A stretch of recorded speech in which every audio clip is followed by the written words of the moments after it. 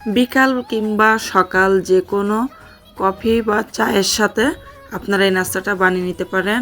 খুব অল্প সময়ে মাত্র 6 মিনিটের একটা ভিডিও আপনারা দেখলে আসলেই খুবই উপকৃত হবেন এবং খুব ভালোভাবে শিখতে পারবেন। টিফিন হিসাবে ব্যবহার করতে পারেন এই নাস্তাটা। তো চলুন দেখে নিই ঝটপট। এখানে আমি 3 পিস পাউরুটি নিয়ে নিলাম আর পাউরুটিটা এখন পাউরুটির উপরে কিন্তু আমি সিদ্ধ করা ডিমটা গ্রেট করে নিচ্ছি। এভাবে করে আমি আলু আর ডিম সিদ্ধ করে দুইটাই আমি গ্রেট করে নেব। তো গ্রেট করে নিতে নিতে আমি একটাই বলতে চাই, ভিডিওটা দেখতে অনেক বড় হলেও কিন্তু আপনাদের খুবই উপকারে আসবে ইনশাল্লাহ। আশা করি আপনাদের এই ভিডিওটা ভালো লাগলে অবশ্যই আমাকে লাইক, কমেন্ট, সাবস্ক্রাইব দিয়ে আমার পাশে থাকবেন। হ্যালো এভরিওয়ান, আসসালামু আলাইকুম। কেমন আছেন সবাই? তো আশা করি প্রত্যেকে ভালো আছেন। আমার ভিডিও যদি আপনাদের ভালো লাগে অবশ্যই আমার পাশে থাকবেন এবং শেয়ার করে দিয়ে আপনার অন্য বন্ধুদেরকেও একটু দেখার সুযোগ করে দিবেন। তো চলুন দেখে নিই ঝটপট কিভাবে এই ভিডিওটা সম্পূর্ণ করা যায়। তো এখানে আমি গ্রেট করে নিয়েছি সেই ডিম আর আলুটা। এখন আলু আমি গ্রেট করে নিচ্ছি। তো আলুটা এভাবে গ্রেট করে নেওয়ার পরে আমি এখানে 2টা আলু দিয়ে দেবো। আপনারা চাইলে আপনারা বাড়িয়ে কমিয়ে আপনাদের পরিবারের সদস্য অনুযায়ী কিন্তু রেসিপিটা তৈরি করতে পারেন।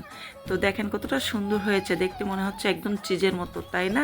তো এখন আমি পাউরুটিগুলা টুকরা করে কেটে নেব। তার জন্য লাগবে আমার কেউচি। কেউচি দিয়ে এভাবে খুব সুন্দর করে আমি টুকরা করে নিচ্ছি। আপনারা চাইলে পাউরুটিটা একটু ভিজিয়ে সুন্দর করে অন্তত 2 থেকে 3 মিনিট ভিজিয়ে পানি দিয়ে রাখতে পারেন, হালকা পানি দিয়ে, যাতে করে পাউরুটিটা নরম হয়ে যায়, সফটলি হয়ে যায়, দ্রুত মাখানো যায়। আমি কিন্তু এখানে ভিজিয়ে না রাখার কারণে টুকরো করে দিয়ে দিলাম। তো যাই হোক, এটা একটু টাইম নেবে আমাকে মাখতে। তো কোনো সমস্যা নাই, আমি সবগুলা পাউরুটি একইভাবে কিন্তু এভাবে টুকরা করে নেব। তো সব কিছু পাউরুটি টুকরা করা হয়ে গেলে আমি এখানে একটু দেখিয়ে দিচ্ছি কতটা সুন্দর লাগতেছে আমার রেসিপিটা। দেখতে শুধু সুন্দর হলে হবে না, খেতেও অনেক মজা হবে এই রেসিপিটা। এখন আমি দিয়ে দেব ধনিয়া পাতা।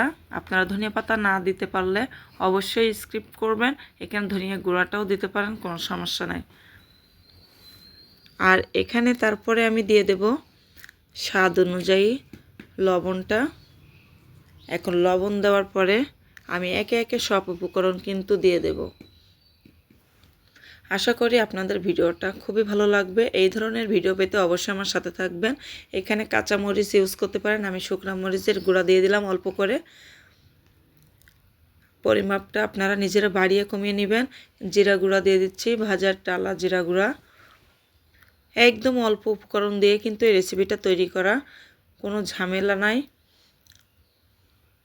একদম পারফেক্ট হবে। আমি এখানে কিন্তু লুডুসের মশলা দিয়ে দেবো 1 প্যাকেট। তো আমি মশলাটা কেটে নিচ্ছি। আমরা কিন্তু অনেক সময় লুডুস রান্না করে অনেক সময় অনেক মশলা বাঁচিয়ে রাখি। তো এগুলো ফালাই না দিয়ে আমরা এভাবে রেখে দিয়ে এভাবে কাজে লাগাইতে পারি, খুবই টেস্টি হয় খেতে। তো মশলাটা দিয়ে দিলাম।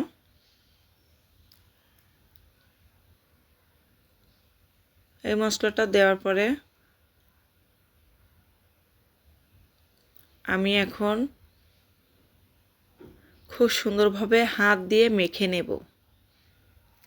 যখন আপনারা পাউরুটিটা ভিজা রাখবেন তখন কিন্তু মাখাইতে খুব দ্রুত হয়ে যাবে মাখানো, আর খুব তাড়াতাড়ি হয়ে যায়। আর আমার এখানে যেহেতু শক্ত পাউরুটিটা, এই জন্য একটু মাখাইতে একটু টাইম লাগবে।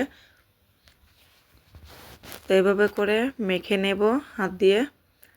এখন মাখা হয়ে যাওয়ার পরে দেখেন আমার সেই আলু আর ডিমের পুরটা। এখন আমি এভাবে দলা দলা করে শেপ দিয়ে নেব। আপনারা চাইলে চ্যাপটা করতে পারেন, গোল করতে পারেন। তো আমি এখানে গোল শেপটা দিয়ে নেব। এদিকে আমি চুলাতে ফ্রাই প্যানটা বসিয়ে দিলাম তেল দিয়ে। আর এখানে আমি অন্য একটা বাটিতে কিন্তু একটা ডিম ফেটিয়ে নিলাম হালকা একটু লবণ এবং জিরা দিয়ে। তারপরে কিন্তু ডিমের গুলাই গড়িয়ে আমি এইগুলা ভেজে নিচ্ছি। তো ভাজতে ভাজতে চলুন দেখে নেই কেমন হয়। এভাবে করে একটু উল্টিয়ে পাল্টিয়ে দিবেন। একদম লো হিটে কিন্তু এগুলা ভাজবেন, হাই দিবেন না। হাইটে দিলে কিন্তু পুড়ে যাওয়ার চান্স থাকে। তো এভাবে করে কিন্তু অবশ্যই বাচ্চাদেরকেও বানিয়ে দিতে পারেন। সন্ধ্যা সকাল যে কোনো মেহমান সবসময় কিন্তু কাজে লাগে। এভাবে করে আপনারা বানিয়ে চাইলে কিন্তু ফ্রোজেনও করতে পারেন। তো আমি একটু দেখিয়ে দিচ্ছি ভাজা হয়ে যাওয়ার পরে কতটা সুন্দর হয়েছে দেখতে। আশা করি রেসিপিটা আপনাদের ভালো লাগবে। এভাবে করে খেলে কিন্তু সব বাচ্চারাও টিফিনটাও কিন্তু ঝটপট খেয়ে নেবে। তো আরও কাছ থেকে আমি একটু দেখিয়ে দেই। দেখেন কতটা ক্রিস্পি, যতটা খেতে স্বাদ হবে ততটা আশা করি খুব মজা লাগবে এই রেসিপিটা। এরকম সহজ সহজ রেসিপি পেতে অবশ্যই আমার পাশে থাকবেন, চ্যানেলটি সাবস্ক্রাইব করে। ভিডিওটা পুরোটা না দেখে কিন্তু আপনারা টেনে টেনে দেখবেন না, তাতে করে কিন্তু রেসিপিটা সেভাবে মজা হবে না। পুরো ভিডিওটা দেখে তারপরে আপনার রেসিপিটা বানিয়ে নেবেন। তো সবাই ভালো থাকবেন, ধন্যবাদ।